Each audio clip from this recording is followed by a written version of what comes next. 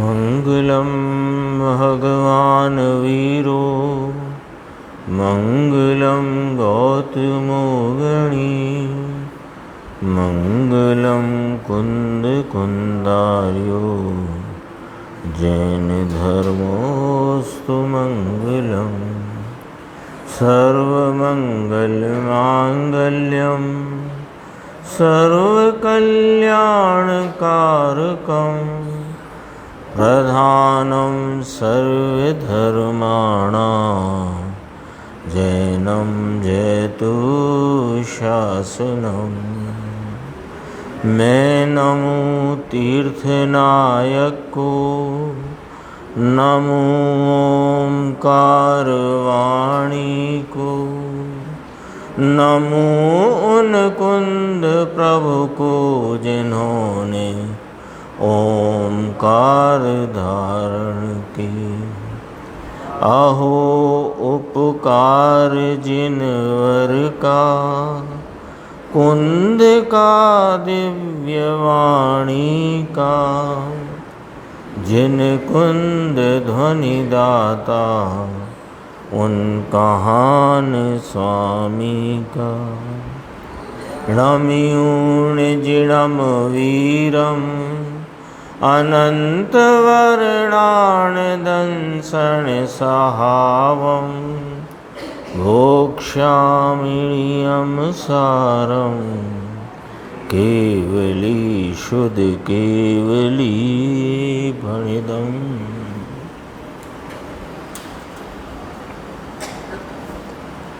नियम सार जी परमागम ग्रंथ है और इसके परम निश्चय परम आवश्यक अधिकार की 148 नंबर की गाथा, इसकी अपन आज स्वाध्याय प्रारंभ करेंगे। अभी जो सीडी चल रही थी 356 नंबर का प्रवचन, उसका पहला भाग, पहला आधा, उसमें 178 कलश के भावार्थ की भी चर्चा आई और 179 कलश यानी बंद अधिकार का अंतिम कलश है। तो बंद अधिकार यहाँ पर पूर्ण होता है। तो तब वहाँ आचार्य परमात्मा कहते हैं कि बंध का कारण भाव है रागादि। बंध का कारण जो रागादि पुण्य पाप शुभ अशुभ भाव, उसको अत्यंत निर्दय रीति से विदारती हुई ज्ञान ज्योति, निर्दय रीति से विदारती हुई, ऐसा कहा। तो कौन विदारे, पहले तो इधर आते हैं अपन।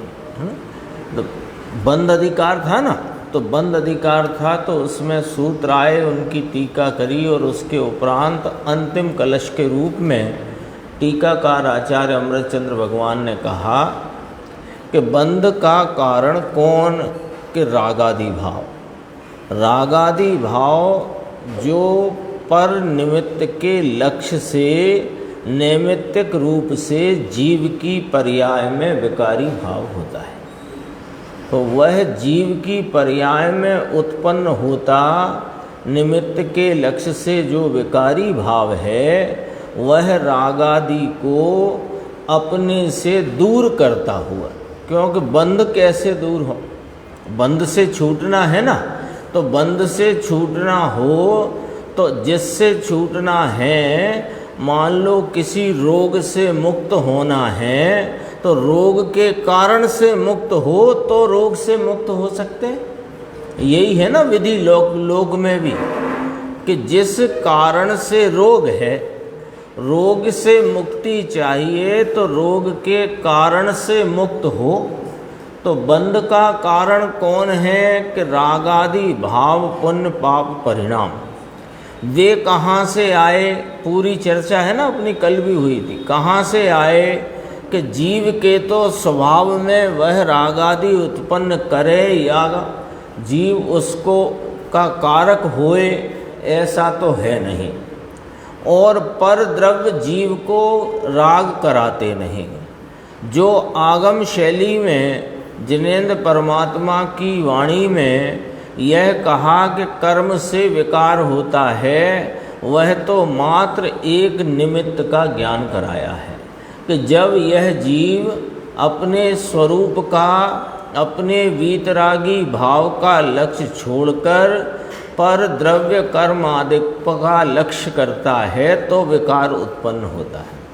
तो विकार ही नक्की हुआ बंध का कारण। तो बंध से छूटना हो यानी मुक्त होना हो तो राग आदि को दूर करो। कहाँ से? स्वभाव में से कि नाना स्वभाव में तो है ही नहीं। तो कहाँ से दूर करें? कि परिणति में से दूर करें। तो कौन दूर करेगा? कि वह चैतन्य प्रकाश जो रागादि से मैं भिन्न हूँ और मेरा स्वरूप और रागादि मुझसे विरुद्ध स्वरूप है, ऐसी भिन्नता का भान जिस चैतन्य प्रकाश में हुआ वह भिन्न करेगा। कौन भिन्न करेगा राग को? राग देखो, पहले तो राग है वो बंध का कारण है। सो ये राग जो बंध का कारण है, सो बंध से मुक्त होना हो तो राग से छूटो। ठीक है ना, लॉजिक से है बात। राग से छूटो तो राग है कहाँ, पहले ये निर्णय कर लो कि राग स्वभाव में नहीं है, राग पर द्रव्य से होता नहीं है, पर द्रव्य के लक्ष्य में जीव की पर्याय में राग है। तो पर्याय में जो बंध के कारण रूप शुभ अशुभ पुण्य पाप का राग है, इससे भिन्न होना हो तो क्या करे? कि इससे भिन्न होना हो तो भिन्न पने का भान करे। भिन्न होना हो, जैसे गेहूं और कंकड़ में भिन्नता है, अब वे मिले हुए रखे हैं तो उनमें भिन्नता करना हो तो पहले क्या करे? कि उनकी भिन्नता का बोध करे कि ये गेहूं है ये कंकड़ है, ऐसा बोध करेगा कि नहीं करेगा? तो हाँ, बोध माने ज्ञान भाव। हाँ, परिणति में ही ये जीव तो स्वरूप से दुखी भी नहीं, रागी भी नहीं, दोष रूप भी नहीं, ये तो स्वभाव से त्रिकाल परिपूर्ण वीतरागी सुख स्वरूप निर्दोष स्वरूप है। जो गड़बड़ी है पर्याय में है, मिटेगी पर्याय में से, सुखी होगी पर्याय, दुखी है पर्याय, हित होगा पर्याय का, अहित चलता है पर्याय में। वस्तु तो हित अहित के भाव से दूर एक रूप स्वरूप रही है। अब ये जो राग का भाव है, इसकी भिन्नता का भान हो तो भिन्न पड़ जाए। तो कौन करेगा भिन्न? के चैतन्य प्रकाश। तो चैतन्य प्रकाश, अब इसमें जो मूल भाव इसमें लिखा, उदयम अदयम विदारती, यानी वह चैतन्य ज्योति विदारण कर देती है। ज्ञान और राग में भिन्नता रूप विदारण माने भिन्न कर देती है। तो विदारण कैसे होता है? तो कहा धीमे धीमे नहीं होता है। गुरुदेव ने फरमाया था धीमे धीमे नहीं होता है। धीमे धीमे करते करते 2, 4, 10 भव में अथवा 10-25 साल में धीरे धीरे करके हो जाएगा। कि धीरे धीरे का काम नहीं है। एक समयांतर में जो अपने को रागादि से भिन्न रूप जानती और अनुभवती परिणति है, वो अदयात्मक है, निर्दय है। निर्दय शब्द कहा। निर्दय क्यों कहा? कि बस गुलाट मारी और हो गया, गुलाट मारी और हो गया, इसलिए कहा। एक पैराग्राफ था गुरुदेव का बहुत अच्छा, इसमें वही मैं पढ़ता हूँ 4-5 पंक्ति में। निर्दय रीति से यानी उग्र पुरुषार्थ से। फिर खुलासा ऐसा किया निर्दय पने का कि धीरे धीरे नहीं, इसका अर्थ ऐसा है धीरे धीरे, धीमे धीमे, धीमे धीमे नहीं, एकदम गुलाट खाते। जैसे पर ऊपर लक्ष्य है, अनादि से एक एक समय वर्तता हुआ उपयोग का परिणाम उस उपयोग की दिशा पर तरफ है। कहाँ है दिशा? पर तरफ। तो लक्ष्य पर तरफ है, तो गुलाट खाते गुलाट खाई तो वो पर तरफ का लक्ष्य छूटकर स्वयं सन्मुखता नाम पूरे पूर्ण द्रव्य स्वरूप के ऊपर दृष्टि स्थिर होते कर्म नाम राग आदि को निर्दय रीति से तोड़ डालता है ना। जरा अंश भी रहने देता नहीं, क्योंकि यहाँ क्या सिद्ध करना है कि कर्म छूटे तो आत्मा निर्मल हो सकता है, ऐसा नहीं है। हाँ, यहाँ ये सिद्ध करना है। क्या करें, अनादि से कर्म संयोग है नीर क्षीर की भांति। अरे वह तो नीर क्षीर की भांति अनादि कर्म संयोग है, यह ज्ञान कराया है। संयोग है यह कहकर ज्ञान कराया है, ये कह करके तो ज्ञान नहीं कराया कि तुम कर्म हो गए हो या कर्म चेतन हो गया है, ये तो ना कहा ना। संयोग किसे कहते हैं? आप कुर्ता हो कि कुर्ता आपके संयोग में है, समझ गए ना। तो बस इतनी सी बात है। तो कर्म जब ढील देंगे, कर्म जब मंद पड़ेंगे, कर्म जब मेहरबानी करेंगे तो राग से मैं भिन्न पड़ूंगा, यह बात जड़ से गलत है। क्यों कि आत्मा स्वतंत्र स्वाधीन, ये भी एक चर्चा आई थी। आत्मा द्रव्य से स्वतंत्र, गुण से स्वतंत्र, पर्याय से स्वतंत्र है। इसकी एक एक समय की विकारी अथवा के अविकारी कोई भी पर्याय हो, वह स्वतंत्र अपने षट कारक से अपनी योग्यता प्रमाण में होती है। आई थी ना चर्चा ये। तो देखो यहाँ कहा स्वयं स्वयं के पुरुषार्थ से स्वभाव की संभाल लेते भगवान चिदानंद प्रभु स्वयं अस्ति, सत सत्ता वस्तु है। ये वस्तु है तो महा अनंत गुण से भरा हुआ तत्व है। ये अनंत गुणात्मक एक रूप इस चैतन्य तत्व को राग से भिन्न अनुभवना महापुरुषार्थ है। महापुरुषार्थ है और धीमे धीमे का नहीं है, निर्दयता से किया जाने वाला पुरुषार्थ।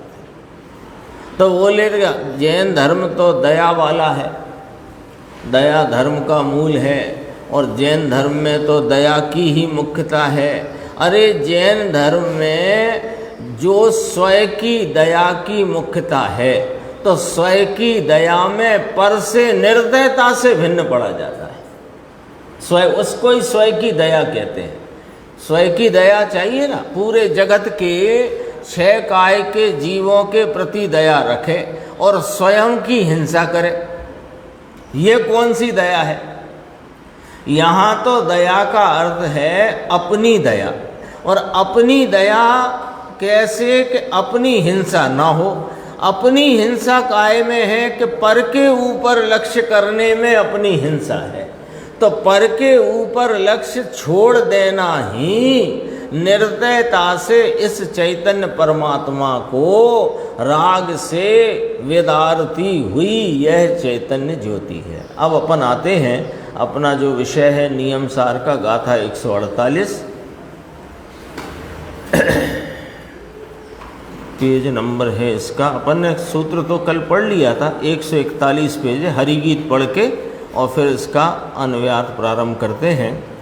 आवश्यके विरहित श्रमण चारित्र थी प्रभ्रष्ट छे, तेथी यथोक्त प्रकार आवश्यक कर्म कर्तव्य छे। इसकी उत्थानिका में लिखा कि इस गाथा में शुद्ध उपयोग सन्मुख जीव को शिक्षा नाम सीख सिखामण दी गई है।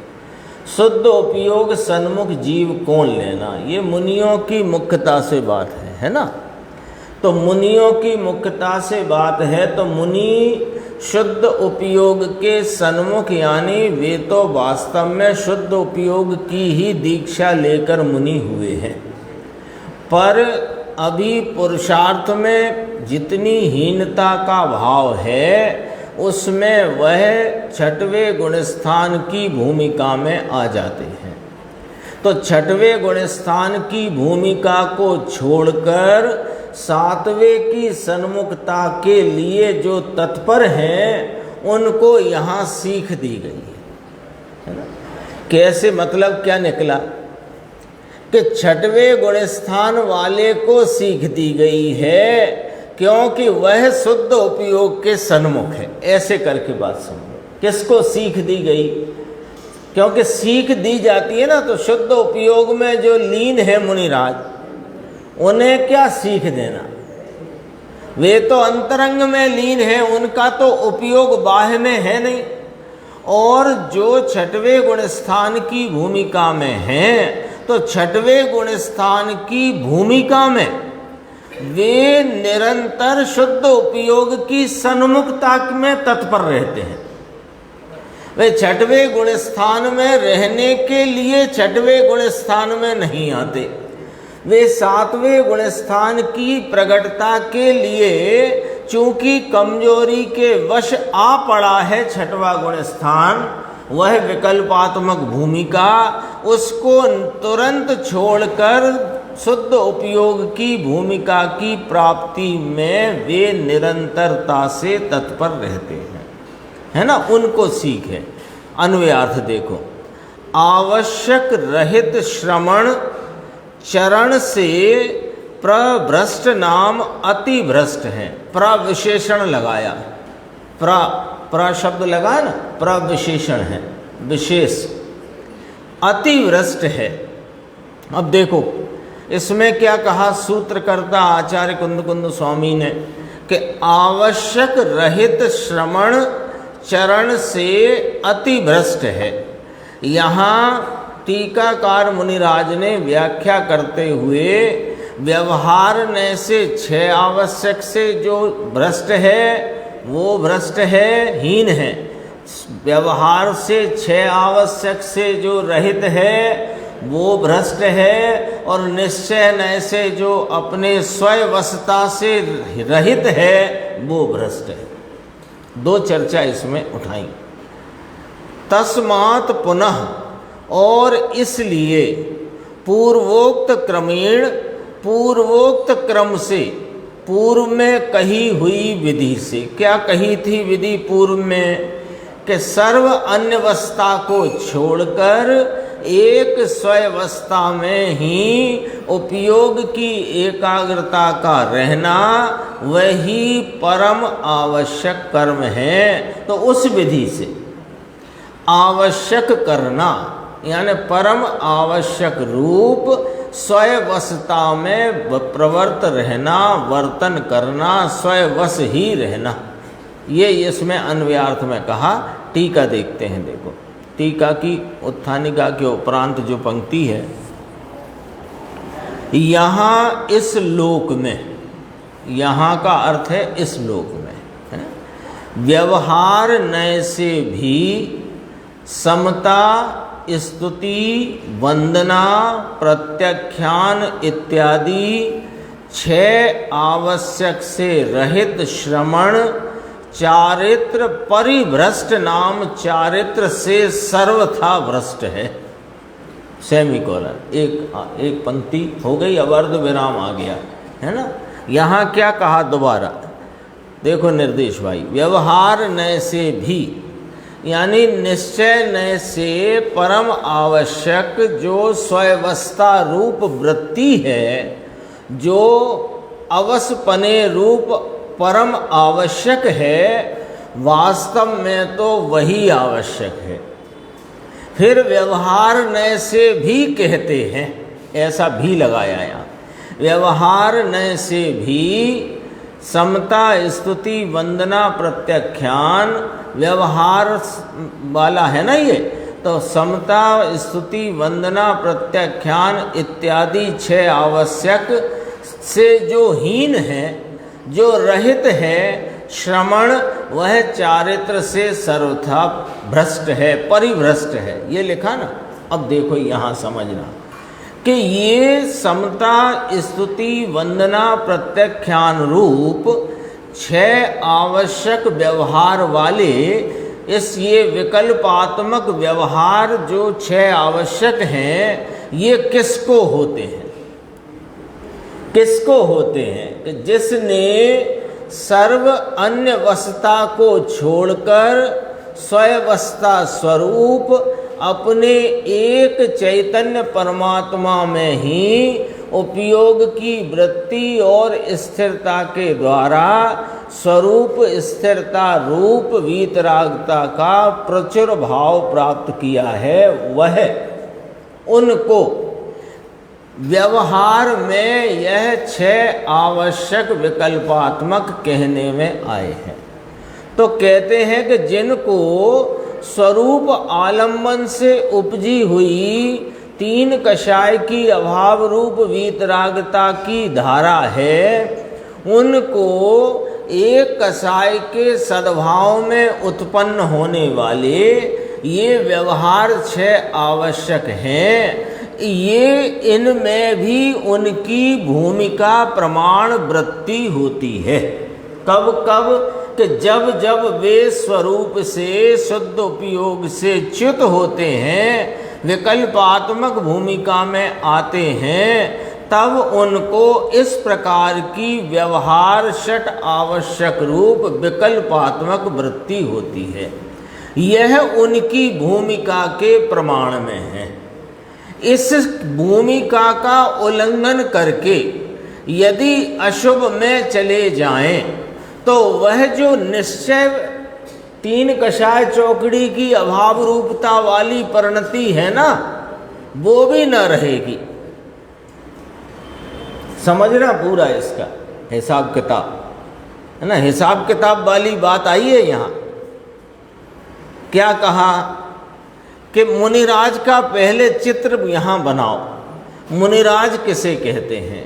कि जिन्होंने अपने चैतन्य परमात्मा को पहचानकर सर्व परवशता को छोड़कर अन्यवशता से दूर एक स्वयवश स्वरूप अपने आत्मा के आलम्बन और आश्रय में विशेष विशेष स्थिरता को प्राप्त करके तीन कषाय चौकड़ी के अभाव रूप प्रचुर स्वय संवेदन वाली वीतरागता को प्राप्त किया है। मुनि का चित्र बना रहे हैं अपन, ऐसे ही नहीं बनेगा कि बाह्य में पिछी कमंडल और नग्नता तो ये मुनि का चित्र है। कि नहीं नहीं, मुनि का चित्र ये नहीं है। मुनि का पहले आंतरिक चित्र बनाओ, और आंतरिक भाव ऐसा है उनको, बाह्य में ऐसा है, और बाह्य का भी मर्यादित भाव है। तो मुनि के चित्र में अपन ने आंतरिक भाव देखा है ना। क्या है? तीन कषाय की अभाव रूप प्रचुर वीतराग स्वय संवेदन रूप धारा परिणति है, और बाह्य में नग्नता है, और छठवें गुणस्थान के योग भूमिका वाले जो छह आवश्यक व्यवहार विकल्पात्मक हैं, वे उनकी विकल्प रूप अवस्था में पाए जाते हैं। ये मुनि का चित्र बना। अब यहाँ क्या कहते हैं कि जो व्यवहार नए से कहे गए विकल्पात्मक अनावश्यक हैं, जिन्हें आवश्यक व्यवहार से कहा। तो आवश्यक है तो अनावश्यक, क्योंकि अन्यवस्था है। लेकिन आवश्यक क्यों कहा?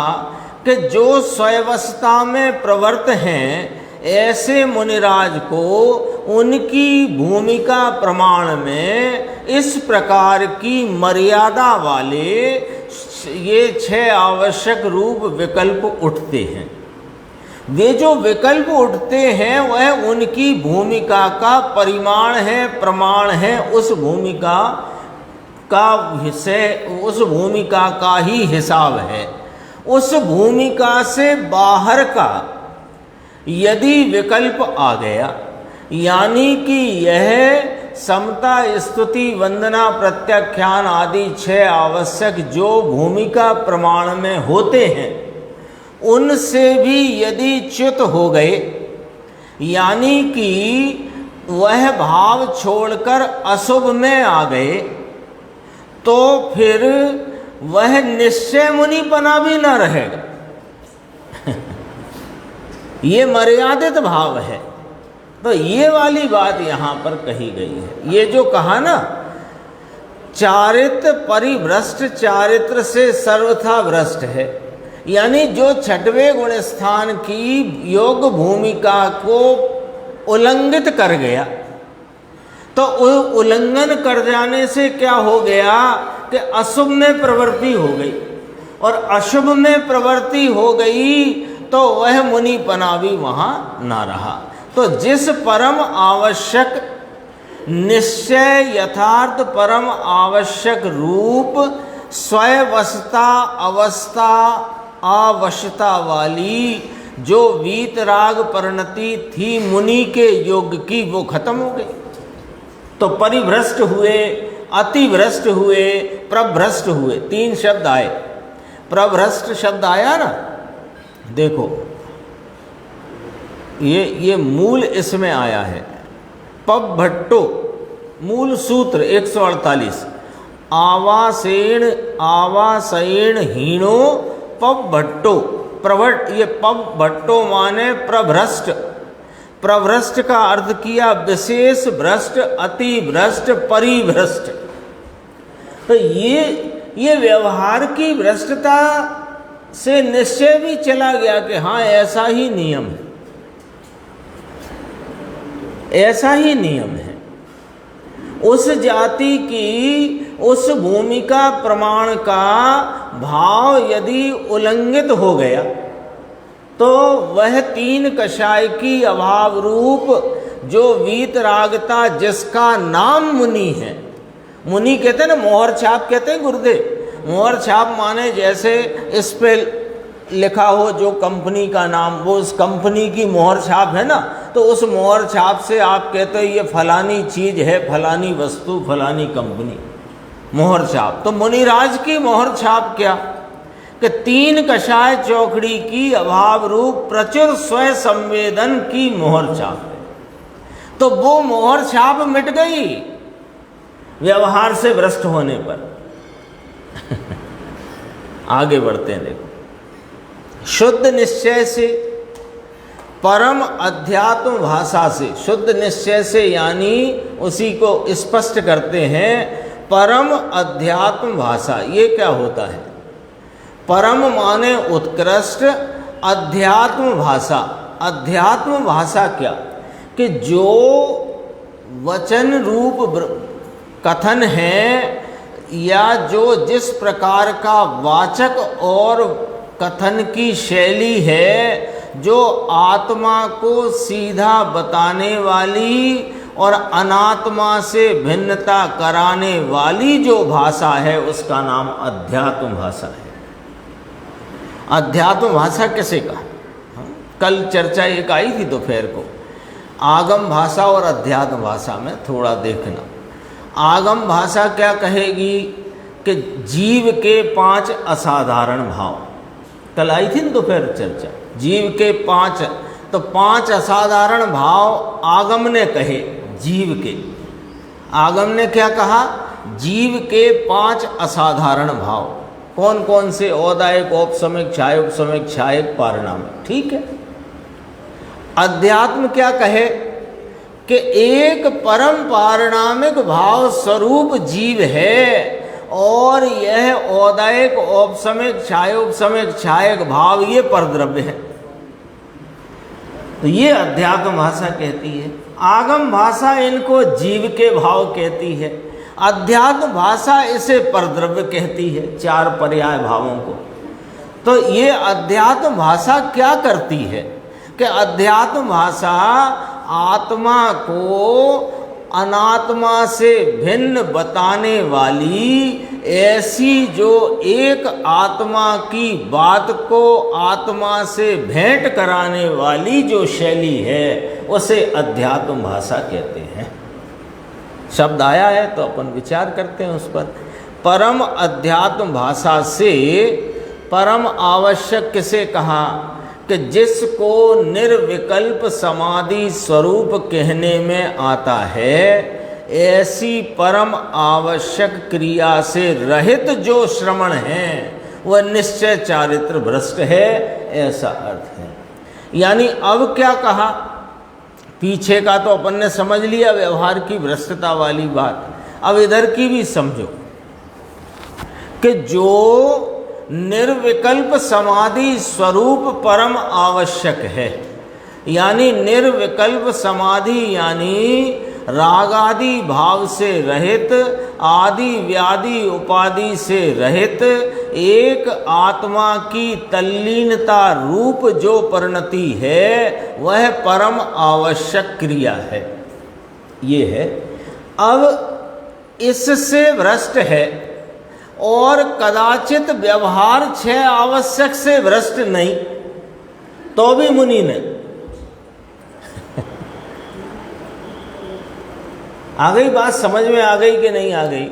टीटू भाई साहब क्या बात कहते हैं कि अंतरंग परिणति स्वरूप के आलम्बन वाली हो, उसको व्यवहार से जो 6 आवश्यक कहे, उसमें यदि वह उल्लंघन कर जाए तो मुनिपना चला जाए।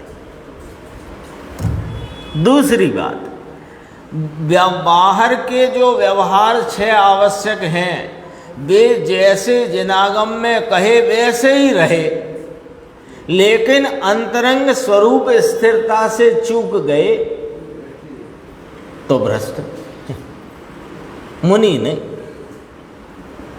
ऐसा अर्थ है। इसलिए ये पूरा परिदृश्य है, यह आत्म आराधक मुनिजनों का यह पूरा परिदृश्य है कि बाह्य में 6 आवश्यक व्यवहार, 6 आवश्यक रूप विकल्पात्मक वृत्ति योग्य भूमिका प्रमाण की, और अंतरंग में 3 कषाय की अभाव रूप वीतरागता, ये पूरा परिदृश्य है। इसमें से कहीं से भी स्खलित हो, व्यवहार से भी स्खलित हो तो भी गया, और निश्चय से स्खलित हो तो भी गया।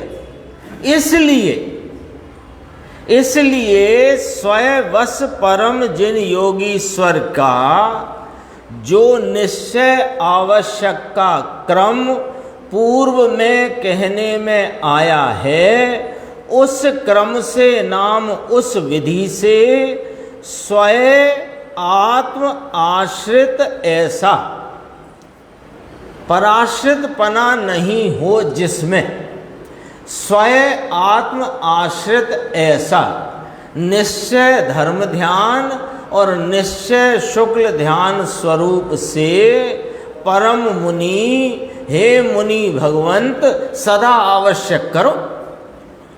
क्या करो? हाँ, निर्विकल्प समाधि स्वरूप निश्चय धर्म ध्यान और निश्चय शुक्ल ध्यान स्वरूप से सदा आवश्यक करो। ये यहाँ पर शिखामण माने सीख दी गई है। देखो गुरुदेव का व्याख्यान 142 पे टीका से, यहाँ इस गाथा में शुद्ध उपयोग सन्मुख जीव को शिखामण सीख दी गई है। ये क्रिया जितनी है ये सब अशुद्ध उपयोग है। कौन सी क्रिया? ये कौन सी क्रिया? व्यवहार 6 आवश्यक की क्रिया अशुद्ध उपयोग है ना? पहले समझना, शुद्ध उपयोग सन्मुख की बात करते हैं ना, तो वो इसलिए अशुद्ध उपयोग क्या और शुद्ध उपयोग क्या स्पष्ट कर देते हैं।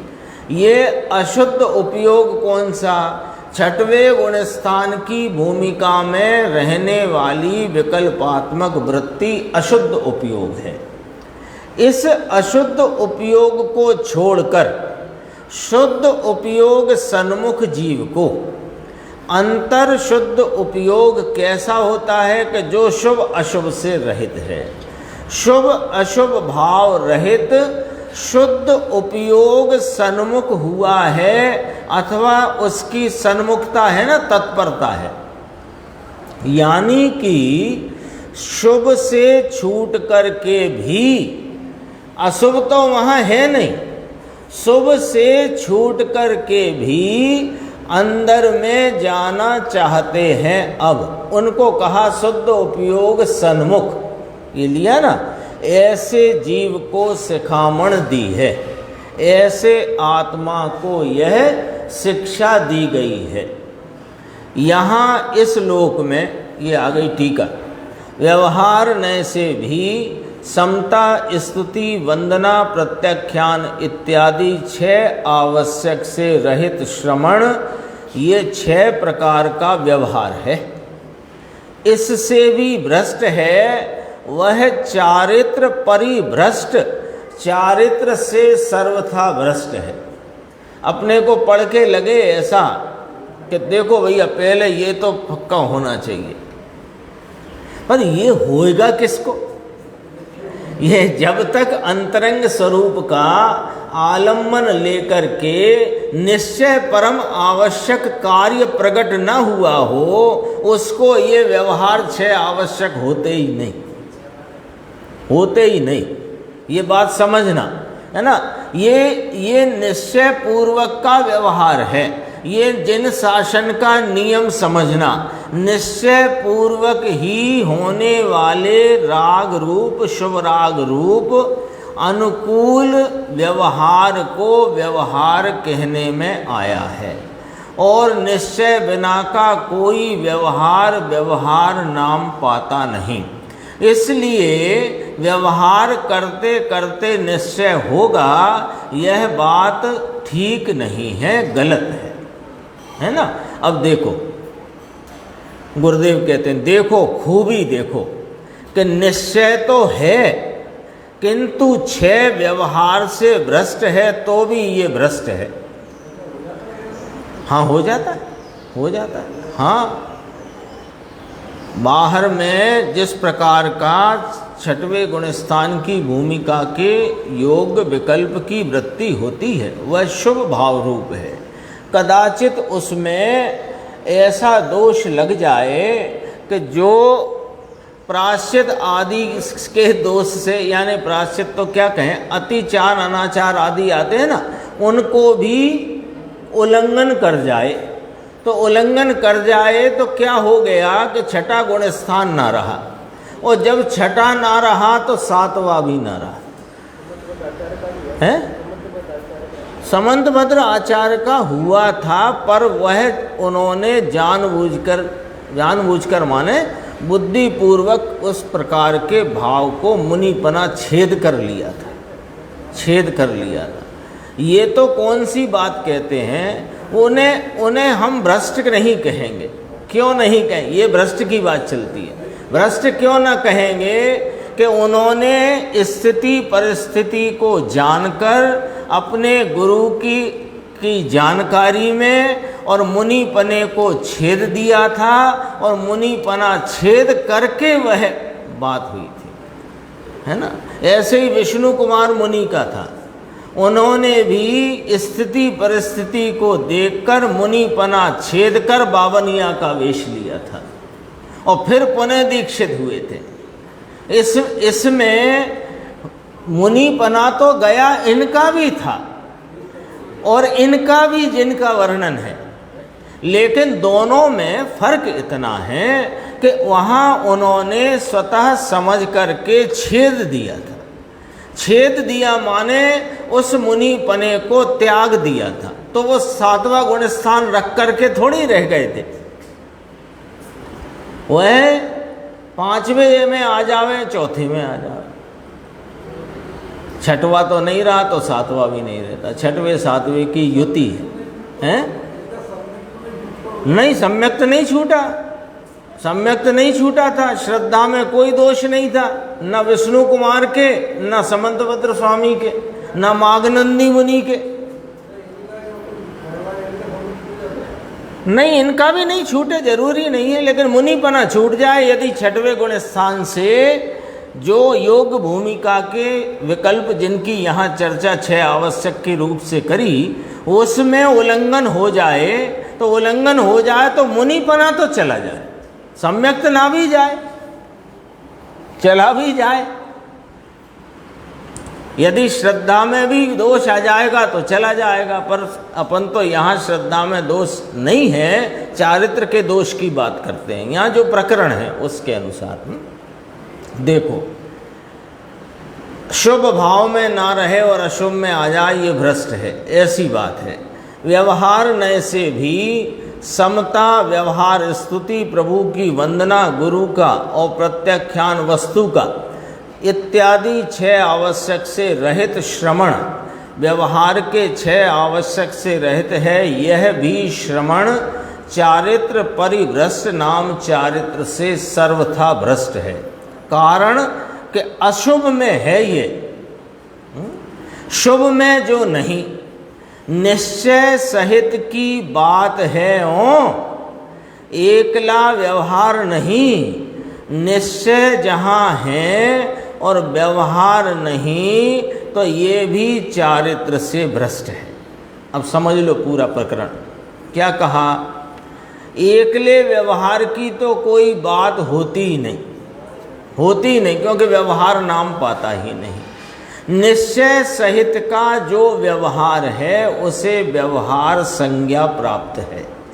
अब कहते हैं कि निश्चय है और व्यवहार नहीं, यानी निश्चय माने स्वरूप की प्रतीति सहित की रमणता है, लेकिन व्यवहार से चला गया तो निश्चय से भी चला जाता है ना। देखो, निश्चय जहाँ है और व्यवहार नहीं, तो ये भी चारित्र से भ्रष्ट है। कारण कि उस स्थान पर वह व्यवहार आए बिना रहता नहीं, क्योंकि पूर्णता स्वरूप की जहाँ नहीं, कौन सी पर्याय में, वस्तु से तो पूर्ण ही है, पूर्णता स्वरूप की जहाँ नहीं वहाँ शुभ राग आए। व्यवहार नय का विषय है ना शुभ राग, तो आता है भले, इसका फल दूसरा है। देखो, आत्मा के आराधक है ना मुनिराज, आत्मा के उत्कृष्ट आराधक हैं, संवर निर्जरा तत्व हैं। वे मुनिराज को ये आश्रव बंद भाव भी है, आए बिना रहता नहीं। कौन सा? उनकी भूमिका प्रमाण में, अशुभ नहीं, शुभ भाव, आए बिना नहीं रहता। तो आए बिना नहीं रहता तो मुनिराज को आता है तो इसका फल मुक्ति है कि ना ना ना, इसका फल तो संसार ही है। हाँ, मुनिराज को है तो उनको मुक्ति फल मान लो। कैसे मान ले? अमृत के एक गिलास में थोड़ा जहर मिलाया हो तो जितना जहर है वो तो मृत्यु का ही कारण है ना। अब अमृत के गिलास में है तो अमृत ही मान लो, कैसे मान लेंगे? ऐसा है। देखो,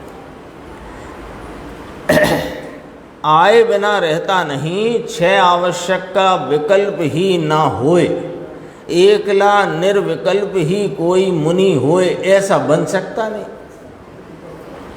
फिर थोड़ा थोड़ा एकदम, अभी ये थोड़ी भरत का जो प्रसंग बना था ना, भरत भगवान का, उसका यहाँ थोड़ा लिया गुरुदेव ने, नाम लिए बिना।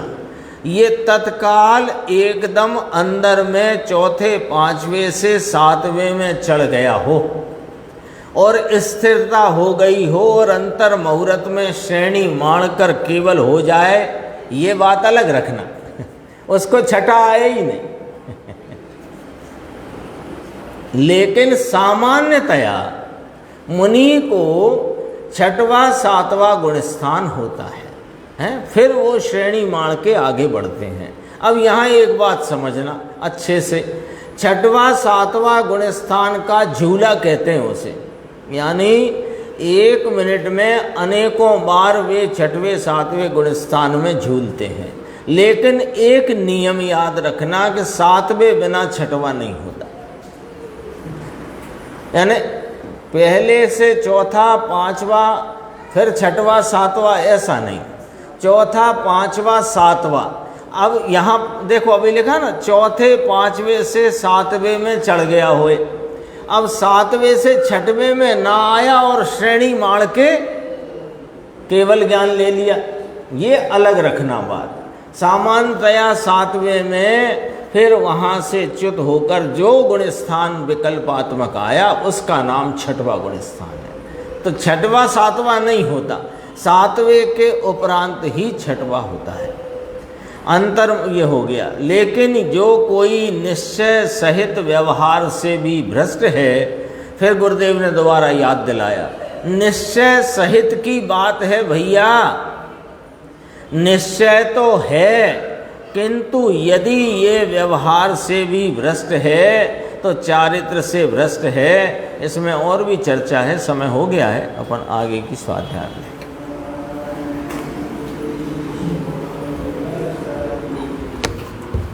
अविनाशी ने